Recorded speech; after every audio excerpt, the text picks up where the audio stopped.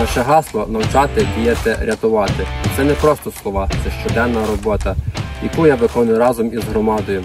Бути офіцером-рятувальником громади означає підтримувати місцевих мешканців, навчати правильним діям під час небезпеки і своєчасно ідентифікувати потенційні загрози.